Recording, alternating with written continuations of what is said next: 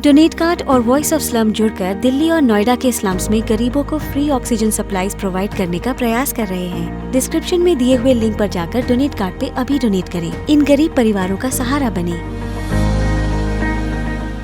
तो आदाब, नमस्कार, गुड इवनिंग, सत श्री अकाल। एक बार फिर आप तमाम लोगों का स्वागत है क्राइम तक की कहानी के इस एपिसोड में। उम्मीद है पूरी फैमिली अच्छी होगी, संडे भी ठीक ठाक से गुजरा होगा, हम सभी का भी गुजरा। और कोरोना का कहर भी जो है वो कम हो रहा है, लगातार केसेस कम हो रहे हैं।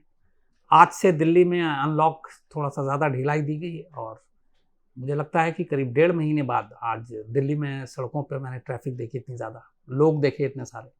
वरना सन्नाटे में आना, गाड़ियाँ नहीं सड़कों पर, मंजिल तक आप जल्दी पहुंच जाते हैं। आज लगा कि थोड़ा सा पुराने दौर की याद ताज़ा हुई। हालांकि अब भी पूरी तरीके से नहीं है, दुकानें उतनी नहीं खुली है, ऑड एंड इवन नंबर के हिसाब से दुकानें खुल रही है। तो धीरे धीरे लेकिन ज़िंदगी अपने ढर्रे पे लौटेगी, यही दुआ है। दूसरा कहानी सुनाऊं उससे पहले आपको बताऊं, आज 7 जून है, 7 जून।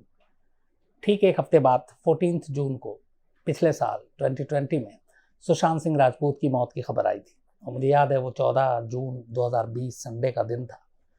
और ये इसलिए भी मुझे याद रहता है कि इत्तेफाक से सैटरडे को मैंने पहली बार अपना कोरोना टेस्ट कराया था। जो मेरे मेकअप आर्टिस्ट थे ऑफिस में, 2 लोग पॉजिटिव पाए गए थे और उनमें से पॉजिटिव पाने से पहले ये पता किया गया कि कौन कौन लोग उस मेकअप मैन के संपर्क में आए थे।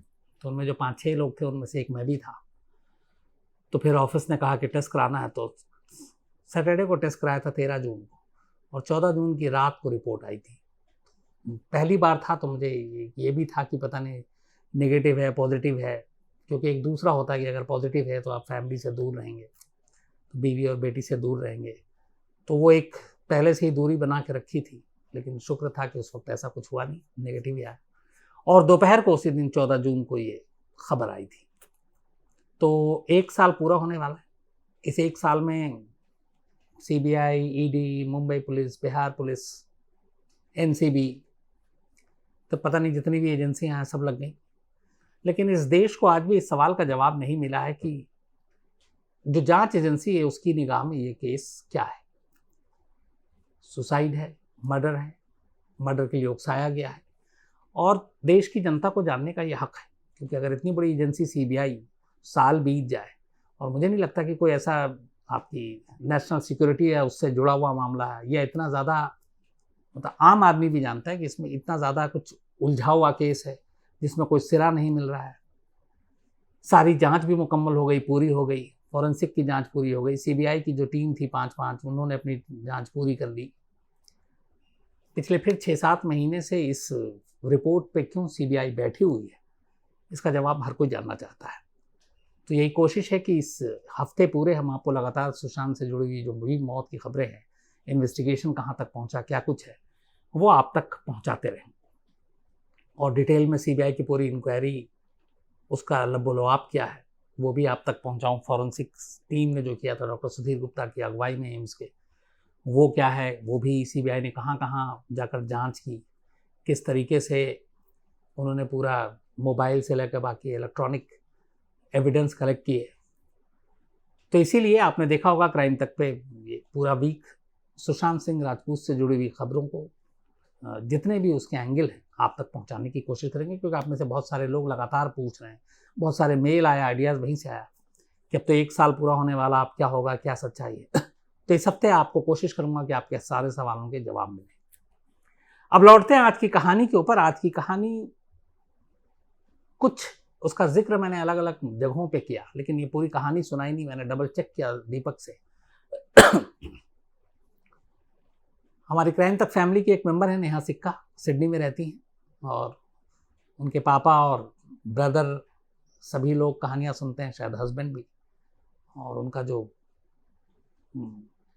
मेल था उसमें यह था कि इस कहानी की फरमाइश की थी, और कई दिनों से बाकी बहुत सारे लोगों ने पहले भी की थी, लेकिन शायद बारी नहीं आई। तो आज आपको वो कहानी सुनाता हूं जिस कहानी से मैं डायरेक्ट जुड़ा हुआ था, बल्कि जिस क्राइम से, क्राइम सीन से, और करीब करीब 21-22 साल हो गए, लेकिन अब भी अगर मैं उस स्टोरी को याद करता हूं तो ऐसा लगता है मेरी आंखों के सामने वो तस्वीर। मैंने कई बार कहा कि मैंने अपनी ज़िंदगी में क्राइम रिपोर्टिंग के करियर में ऐसी लाश नहीं देखी जिस लाश को देख के मुझे डर ना लगा। मैंने पहले कहा कि मुझे लाश देख कर डर लगता था, मुझे कब्रिस्तान शमशान जाने में डर लगता था। क्राइम रिपोर्टिंग ने इस डर को कहीं ना कहीं दूर किया। लेकिन फिर भी कई बार होता है, आप कई ऐसी तरह की लाशें देखते हैं कि आपका मन बेचैन हो जाता, आप करीब नहीं जाना चाहते, नज़दीक नहीं जाना चाहते, वहाँ से भागना चाहते हैं। बिल्कुल नई नई मेरी क्राइम रिपोर्टिंग की शुरुआत थी और मुझे मालूम था कि आने वाले वक्त में जैसे कोई पुलिस ज्वाइन करता है तो उसे पता है कि उसे क्या क्या सामना करना पड़ेगा। उसे मॉर्चरी भी जानी है, उसे बॉडी भी उठानी है, उसे बॉडी देखना भी है, उसे इन्वेस्टिगेट करना, तो उसके जख्म भी देखने हैं, गोली कहाँ लगी, चाकू कहाँ लगा, ब्लास्ट में कहाँ से कौन से चीथड़े उड़े। तो ये सारी चीज़ें आपको दिल पे पत्थर रख के देखना पड़ता है। वैसे ही एक क्राइम रिपोर्टर का भी काम है, जब वो सीन पे जाता है तो पता नहीं कब कैसे आपको क्या दिखाई दे जाए। और स्टोरी लिखने के लिए आपको सीन ऑफ क्राइम उसको समझना भी होता है। तो मुझे नहीं मालूम था कि इतनी जल्दी मेरी क्राइम रिपोर्टिंग के करियर में ये मौका आएगा कि मुझे एक ऐसी डेड बॉडी देखने को मिलेगी जिसके गर्दन पर और सीने पर बाईं तरफ चाकू से हमला किया गया, चाकू मारा गया।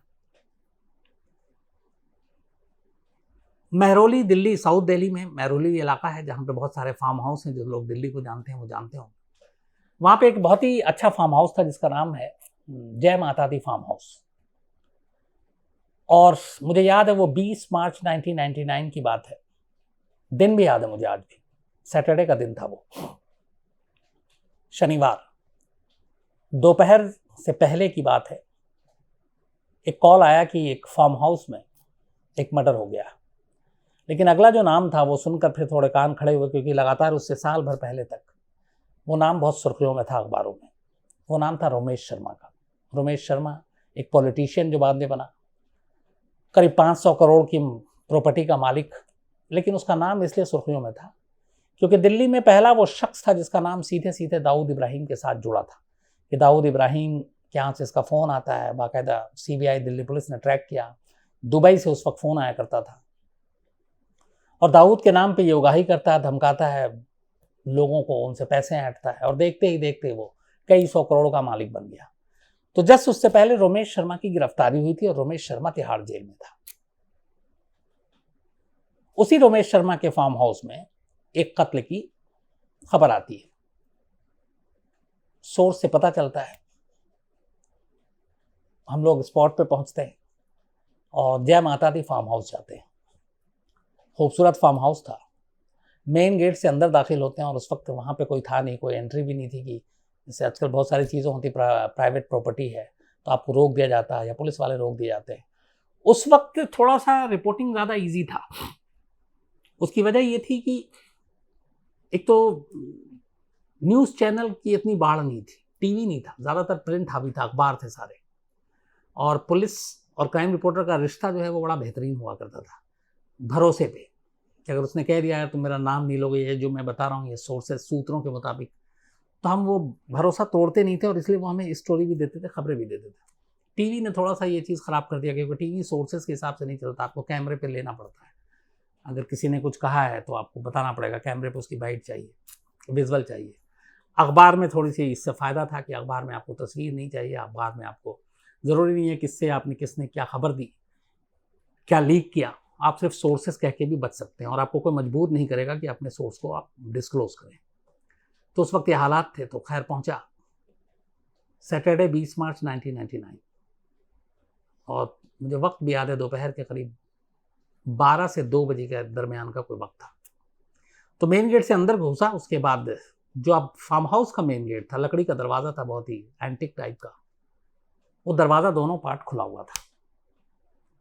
दरवाज़ा खुला हुआ था और मैं और मेरे एक फोटोग्राफर हम लोग अंदर गए क्योंकि तब मैं प्रिंट में था, जनसत्ता में। जैसे ही 2 सीढ़ी चढ़ी और उस दरवाजे के पास पहुंचे, हमारे कदम ठिठक गए। दरवाजे की तरफ सर और पैर दूसरी तरफ एक लड़की लेटी हुई है। वाइट या क्रीम कलर का सूट था, ये भी मुझे याद है, और बहुत ही खूबसूरत, जैसे लखनऊ के वो उस तरह के नक्काशी के कपड़े होते हैं, कुर्ता और पैजामा, वो था, और बहुत ही खूबसूरत, वाइट और क्रीम। तो जैसे ही घुसा सर हमारी तरफ, पैर उस तरफ, उसके बाद कुछ पुलिस वाले खड़े हुए थे, उन्होंने इशारा किया तो हमने थोड़ी सी गैप रखकर उस तरफ गए, दूसरी तरफ, ताकि चेहरा देख सके।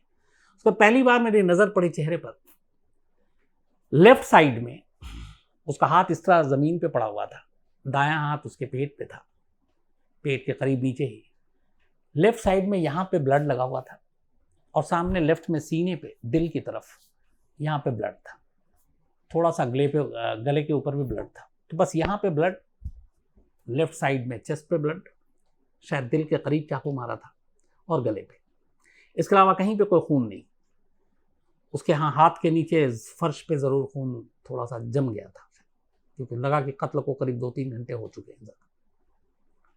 इसके बाद चेहरे पे नज़र पड़ी, आप यकीन मानिए ऐसा लगा था कि वो मुर्दा है ही नहीं, वो मरी ही नहीं, ऐसा लगा जैसे वो सो रही है, एक जिंदा इंसान जैसे होता है, क्योंकि कई बार मुर्दे अपना रंग रूप बदल लेते हैं।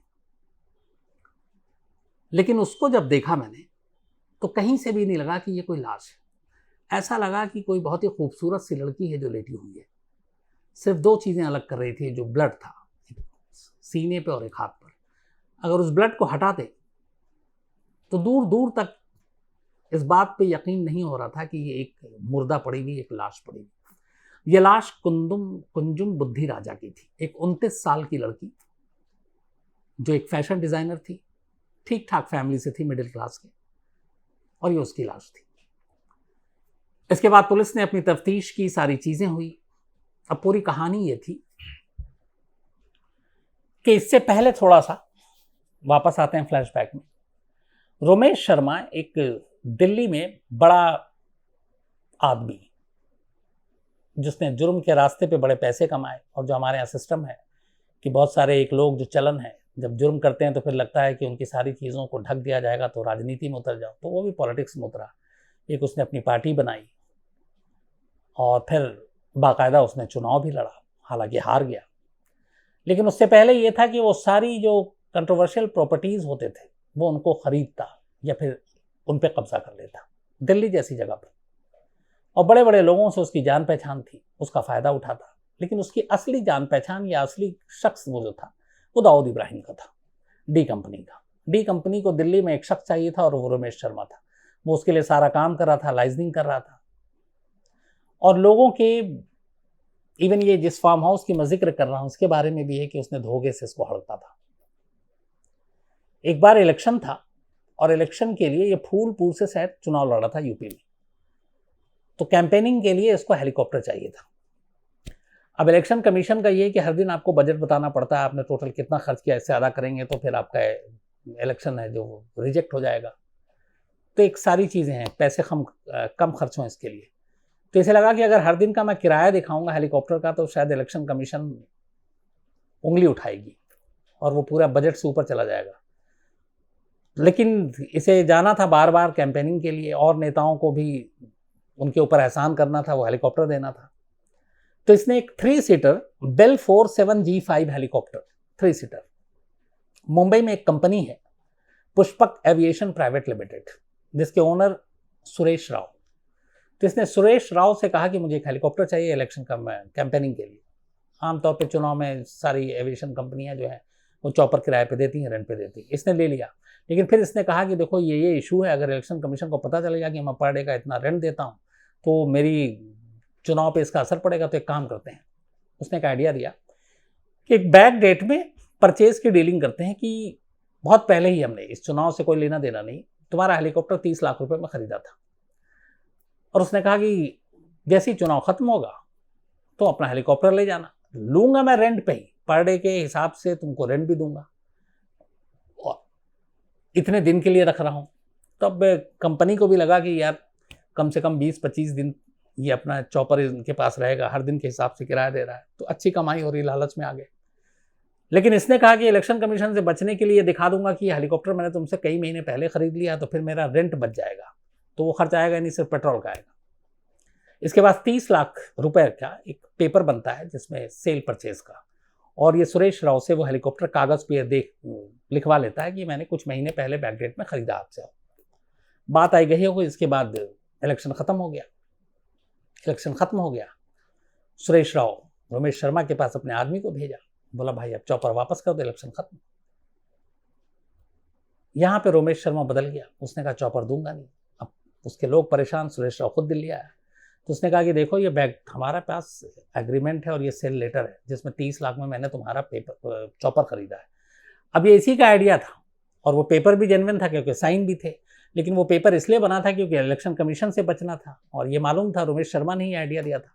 लेकिन अब उसी पेपर के बलबूते पर रमेश शर्मा ने राव से वो चॉपर हड़प लिया और दिया नहीं बल्कि उल्टा धमकी दी कि दोबारा आओगे तो देख लेंगे। उसके बाद इस चॉपर को उठाकर उसने महरौली के अपने फार्म हाउस में, इसी जय माता दी के फार्म हाउस में खड़ा कर दिया। कैसे? उसने चॉपर के सारे पार्ट्स अलग किए, उसको गाड़ी पे लदवाया और लदवा कर लाने के बाद वहां, और फिर उसको असेंबल करके अपने फार्म हाउस पर खड़ा कर दिया। सुरेश राव परेशान, उसने जाकर साउथ दिल्ली में बाकायदा महरौली पुलिस स्टेशन में एफआईआर दर्ज कराई, लेकिन रमेश शर्मा की पहुंच ऊपर तक कोई कार्रवाई नहीं, कई बार हुआ नहीं कार्रवाई हुई। इस दौरान में सीबीआई और दिल्ली पुलिस क्राइम ब्रांच को कुछ ऐसे इनपुट मिले कि एक दाऊद इब्राहिम से इसका कनेक्शन है, इसके फ़ोन कॉल ट्रेस किए गए, फिर कुछ ऐसी चीज़ें मिली जिससे पुख्ता सबूत मिला और आखिरकार उस वक्त नीरज कुमार कमिश्नर हुआ करते थे और नहीं सीबीआई में थे वो, तो इतने एविडेंस मिल गए कि रमेश शर्मा को गिरफ्तार किया जा सकता है। हालांकि वो बड़ा आदमी था, उसके पहुंच बहुत ऊपर तक थे, लेकिन फिर भी आखिरकार उसे गिरफ्तार किया गया और उसके ऊपर बहुत सारे एलिगेशन लगे। फिर एक एक करके लोग कंप्लेंट सामने आए कि मेरा इसने ये मकान हड़पा, मेरे ये बंगला हड़पा, और उसके पास बहुत सारी प्रॉपर्टी दिल्ली में पॉश इलाके में जो सारे इसने गुंडागर्दी से डी कंपनी के नाम पे और बाकी के नाम पे लोगों से हड़पा था, यहाँ तक कि चॉपर भी। और वो चॉपर भी फिर बाद में बरामद हो गया फार्म हाउस से। खैर उस चॉपर को भी उठाया, सुरेश राव को वापस किया गया, लेकिन रमेश शर्मा अब तिहाड़ जेल पहुंच गया। इस दौरान में गिरफ्तारी से पहले और इस चुनाव के दौरान में रमेश शर्मा हर एक के लिए लाइजनिंग भी करता था और उसका अपना पूरा ये सारा, चूंकि एक नेता की भी उसका चेहरा था, तो उसने बहुत सारे लोगों को अपना मुलाजिम भी रखा हुआ था, एम्प्लॉय जो उसके लिए काम करते थे। उनमें से एक थी कुंजुम बुद्धि राजा। पहली बार जब उसने कुंजुम बुद्धि राजा से मिला, शायद उसकी उम्र 25-26 साल थी, और उसने अपने दफ्तर में उसे बुलाया। एक कनॉट प्लेस में रीगल बिल्डिंग सिनेमा है, रीगल आप लोगों ने नाम सुना होगा, वहां पे भी रमेश शर्मा का दफ्तर था। उसने कुंजुम बुद्धि राजा को अपने यहाँ एम्प्लॉय रखा। एक फैशन डिजाइनर थी, खूबसूरत थी। थोड़े दिनों के बाद साथ में काम करते करते रमेश शर्मा का कुंजुम बुद्धि राजा को लेकर सॉफ्ट कॉर्नर था, और फिर देखते ही देखते हुआ ये कि कुंजुम बुद्धि राजा और उसकी फैमिली के लिए रमेश शर्मा ने बहुत कुछ करना शुरू कर दिया। उनको बाकायदा एक बंगला दिया, कहते हैं लाखों रुपए दिए, ज्वेलरी दी, और कुंजुम बुद्धि राजा की पूरी फैमिली भी रमेश शर्मा के इस बर्ताव से सब खुश थे। उनकी बेटी भी खुश थी। फिर इन दोनों के रिश्तों की चर्चा होने लगी, लेकिन फिर भी सब कुछ ठीक ठाक था। इसी दौरान में ये सारी चीजें हुई और रमेश शर्मा पहुंच गया तिहाड़ जेल। अब रमेश शर्मा तो पहुंच गया तिहाड़ जेल, उसके पीछे में उसकी करीब 500 करोड़ रुपए की सारी जायदाद, कैश भी, प्रॉपर्टी भी। अब यहां हो गया कि क्या होगा, क्योंकि एक तो उसके ऊपर केस संगीन, डी कंपनी के साथ रिश्ते, तो ये था कि वो लंबा जाएगा, तो बाहर में फिर मालिकाना हक किसका। रमेश शर्मा का एक भतीजा था सुरेंद्र मिश्रा। सुरेंद्र मिश्रा साथ काम करता था रमेश शर्मा के, लेकिन जब कुंजुम बुद्धि राजा का कद बढ़ता गया तो सुरेंद्र मिश्रा को कहीं ना कहीं ये खटकने लगा कि आगे चलकर ये सारी प्रॉपर्टी कुंजुम को ना मिल जाए। फिर रमेश शर्मा और कुंजुम बुद्धि राजा के जब रिश्तों की कहानियां आई, ये तक हुआ कि शायद ये लोग शादी कर लें, तो सुरेंद्र और घबरा गया। उधर रमेश शर्मा जेल में था, और इस बीच में सुरेंद्र लगातार रमेश शर्मा को कुंजुम बुद्धि राजा के बारे में बढ़ा चढ़ाकर भड़काने लगा कि वो पीछे में अपनी मनमानी कर रही है, ये पैसे उड़ा रही है, वो ये कर रही है। अब वो जेल में, वो बेबस क्या करे। इसी बीच में 20 मार्च 1999 की तारीख आती है। 20 मार्च 1999 को कुंजुम बुद्धि राजा जिस जय माता दी फार्म हाउस जो था रमेश शर्मा का, वहां अक्सर आती जाती थी, और वहां पे रमेश शर्मा ने एक मंदिर बना रखा था फार्म हाउस के अंदर। उस मंदिर में हर वीक शनिवार को एक पूजा होती थी। रमेश शर्मा जेल में था, उसने कुंजुम बुद्धि राजा से कहा कि तुम जाओ और पूजा करो सैटरडे को। चाबी थी सुरेंद्र मिश्रा के पास, यानी कि रमेश शर्मा के भतीजे के पास। कुंजुम ने फोन किया, उसने कहा ठीक है। चाबी ले लो, तुम जाओ अपना जो भी पूजा करना है, जैसे करना है करो। अब कुंजुम 20 तारीख की सुबह सुबह करीब 9 बजे जय माता दी फार्म हाउस पहुंचती है, पूजा की तैयारी करती है, पूजा करती है। इस दौरान में अचानक 4 लोग फार्म हाउस के अंदर आते हैं और पूजा कर रही कुंजुम बुद्धि राजा पर चाकू से हमला कर देते हैं। वो थोड़ा सा अपने आप को बचाने की कोशिश करती है, लेकिन फार्म हाउस के अंदर उस हॉल में दरवाजे तक वो पहुंच पाती उससे पहले ही वो उसे काबू में कर लेते हैं और उसे चाकू मारते हैं। इसके बाद हमलावर वहां से भाग जाते हैं। बाद में कोई पुलिस को फोन करता है, पुलिस आती है, लाश ले जाती है। अब कत्ल कैसे और किसने किया, पुलिस की जांच इस बात पे थी। रोमेश शर्मा को जब यह खबर मिलता है, रोमेश शर्मा की पहली लाइन निकलती है वो ये कि ये सुरेंद्र ने किया है, जो उसका अपना भतीजा है। कुंजुम बुद्धि राजा के परिवार, उनकी मां भी ये कहती हैं कि वो सुरेंद्र जो है मिश्रा, रोमेश शर्मा का भतीजा, वो पसंद नहीं करता था और ये उसी ने मेरी बेटी को मारा है। अब पुलिस चारों तरफ उन्हें ढूंढ रही है। इस दौरान में पोस्टमार्टम हो जाता है और 2 दिन बाद सैटरडे को यह कत्ल हुआ था। 22 मार्च 1999 को बॉडी मिलने के बाद कुंजुम बुद्धि राजा के परिवार वाले अंतिम संस्कार के लिए शमशान पहुंचते हैं। इस दौरान में रोमेश शर्मा तिहाड़ जेल में अदालत के जरिए एक अपील करता है कि उसे इस अंतिम संस्कार में हिस्सा लेने की इजाज़त दी जाए, क्योंकि वो उससे बहुत प्यार करता था और वो अंतिम संस्कार में शामिल होना चाहता है। ह्यूमन ग्राउंड पर अदालत उसकी इस बात को मान लेती है। इसके बाद रोमेश शर्मा दर्जनों पुलिस वालों की निगरानी में शमशान पहुंचता है। शमशान में कुंजुम बुद्धि राजा की अर्थी सजी हुई थी, बट वहां अचानक एक ऐसी चीज होती है जो शायद उस शमशान में 22 मार्च 1999 से पहले कभी नहीं हुआ और शायद उसके बाद भी नहीं हुआ। रोमेश शर्मा अपने साथ एक लाल रंग की साड़ी और सिंदूर लेकर पहुंचता है, किसी से मंगवाता है अपने रिश्तेदार से। उसके बाद चिता पे लेटी हुई कुंजुम बुद्धि राजा को मुख अग्नि देने से पहले बाकायदा रोमेश शर्मा उसकी अर्थी पर, लाश पर लाल साड़ी डालता है, उड़ाता है, उसके मांग में सिंदूर भरता है। पंडित वहां पे मौजूद थे, वो मंत्रोच्चार के बीच में उन दोनों की शादी कराते हैं। शमशान के अंदर चिता पर एक लाश के साथ रोमेश शर्मा शादी करता है और ये सारी कवायद, सारी प्रक्रिया पूरी होने के बाद फिर वो पति के नाते पत्नी को मुख अग्नि देता है और इस तरह से कुंजुम बुद्धि राजा का अंतिम संस्कार पूरा हो जाता है। 20 मार्च को कत्ल, 22 मार्च को अंतिम संस्कार, 22 मार्च को रोमेश शर्मा शादी करता है। इसके बाद अगले दिन 23 मार्च को अब एक एक कर 4 आरोपी पकड़े जाते हैं, जिनमें सुरेंद्र मिश्रा भी था। सुरेंद्र मिश्रा जब पकड़ता है तो वो एक नया खुलासा करता है। वो कहता है, हाँ मैंने कुंजुम बुद्धि राजा का कत्ल कराया भाड़े के कातिलों से, सुपारी किलर से, लेकिन इस कत्ल में रोमेश शर्मा भी शामिल है, क्योंकि कत्ल करने का ऑर्डर उसी ने दिया था। अब यहाँ केस फिर पलट गया। अब पुलिस पूरी इन्वेस्टिगेशन करती है और इसके बाद आखिरकार चार्जशीट अदालत में दाखिल करती है। इस चार्जशीट में वो 10 लोगों को आरोपी बनाती है और इनमें से एक रोमेश शर्मा भी था, जिसने कुंजुम बुद्धि राजा के साथ शमशान में शादी की थी। मामला कोर्ट में जाता है। करीब 9 साल तक अदालत में सुनवाई होती है। 2008 में दिल्ली की लोअर कोर्ट अपना फैसला सुनाती है और इस फैसले में जो 10 लोग चार्जशीट में नामजद थे, उनमें से 2 को बरी कर देती है, 8 लोगों को उम्र कैद की सजा सुनाती है। इन 8 लोगों में रोमेश शर्मा भी शामिल था। इसके बाद इस फैसले को रोमेश शर्मा और बाकी अक्यूज्ड हाईकोर्ट में चैलेंज करते हैं। मामला हाईकोर्ट में जाता है।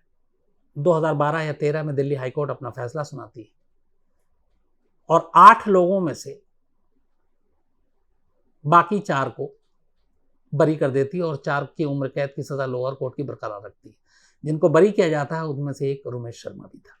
हाईकोर्ट का मानना था कि रोमेश शर्मा कुंजुम बुद्धि राजा से वाकई प्यार करता था। शमशान में जो उसने शादी की, जो सिंदूर डाले, वो कोई ड्रामा नहीं था, वो उसका अपना एक इमोशन था और कोई ऐसी सबूत या ऐसी चीज़ दिल्ली पुलिस पेश नहीं कर पाई जिससे लगे कि इस कत्ल में रोमेश शर्मा का हाथ था। इसीलिए रोमेश शर्मा को बरी कर दिया जाता। तो लोअर कोर्ट ने उस उम्र कैद की सजा सुनाई थी, लेकिन हाई कोर्ट ने रोमेश शर्मा को बरी कर दिया और सुरेंद्र मिश्रा और बाकी की जो उसके सुपारी किलर थे, हेमचंद, संतराम और रमेश, इन 3 लोगों को, रोमेश नहीं, इन 3 लोगों को और साथ में सुरेंद्र मिश्रा को, इनको उम्र कैद की सजा बरकरार रखी। अब इसके बाद दिल्ली सरकार पहुंच जाती है इस फैसले के खिलाफ सुप्रीम कोर्ट में कि रमेश शर्मा को क्यों बरी किया गया। सुप्रीम कोर्ट 2015 में अपना फैसला सुनाती है, हाईकोर्ट के फैसले को बरकरार रखती है और कहती है कि हाईकोर्ट का फैसला सही है, रमेश शर्मा ने कुंजुम बुद्धिराजा का कत्ल कराया, इसके कोई पुख्ता सबूत दिल्ली पुलिस अदालत के सामने नहीं रख पाई, इसीलिए रमेश शर्मा को बरी किया जाता है सबूतों के अभाव में। तो हाईकोर्ट का फैसला और सुप्रीम कोर्ट का फैसला रमेश शर्मा के हक में गया। कुंजुम बुद्धिराजा के कत्ल से एक तरह से वो बरी हो गया। बाकी के जो लोग थे उनकी उम्र कैद की सजा बरकरार रखी गई, लेकिन तब उम्र कैद 14 और 18 और इतने सालों का होता था जो अब नहीं है। तो बाद में इनमें से सभी लोग उम्र कैद की सजा काटकर बाहर भी आ गए। कुंजुम बुद्धिराजा के जो कत्ल किया था जिन्होंने, सुरेंद्र मिश्रा, हेमचंद, संतराम और रमेश। हेमचंद हिमाचल प्रदेश का रहने वाला था। ये उम्र कैद की सजा कुंजुम बुद्धिराजा के कत्ल के सिलसिले में काटा और बाहर आया, लेकिन बाहर आने के कुछ दिनों बाद ये फिर पकड़ा गया क्योंकि इसने एक और शख्स की जान लेने की कोशिश की। तो अटेम्प्ट टू मर्डर केस में हेमचंद को दोबारा पकड़ा गया और ये फिर इसके बाद इसको जेल भेज दिया गया। तो आज भी कुंजुम बुद्धिराजा के बारे में अगर अदालत के फैसले के पन्नों की नजर से देखें तो हाईकोर्ट ने यह कहा कि रमेश शर्मा कुंजुम से प्यार करता था और शमशान में जो शादी की थी वो उसकी भावनाएं थी, शायद ड्रामा नहीं था। और सुप्रीम कोर्ट ने भी लगभग इन्हीं चीजों को माना, सिवाय निचली अदालत की। हालांकि इस पहलू ये है इस पूरे केस का कि रमेश शर्मा जेल में, अब भी जेल में, उसकी बहुत सारी प्रॉपर्टी जिन जिन लोगों से कब्जाई थी, जिन जिन के सबूत मिले, उनको वापस कर दिया गया। जिस प्रॉपर्टी के लिए सुरेंद्र मिश्रा ने कुंजुम को ठिकाने लगाया वो उस प्रॉपर्टी से खाली हाथ रहा। एक तो उम्र कैद काटी। रमेश शर्मा भी अब उन सारे पैसों का कोई फायदा नहीं उठा सकता क्योंकि वो जेल के अंदर है। और कुंजुम, जिसने अपनी जिंदगी को बेहतर बनाने के लिए रमेश शर्मा का हाथ थामा, उसकी जिंदगी वक्त से पहले खत्म हो गई। तो कुल मिलाकर इस कहानी में हर किरदार और कहानी की हर कहानी जो है उसमें कई सारी करवटें थी, लेकिन अंजाम सभी का अफसोसनाक था। तो ये थी कहानी कुंजुम बुद्धिराजा की। आज कहानी में इतना ही। कल आपसे मुलाकात होगी रात 9 बजे किसी नई कहानी के साथ। तब तक अपना ख्याल रखिएगा। Thank you very much.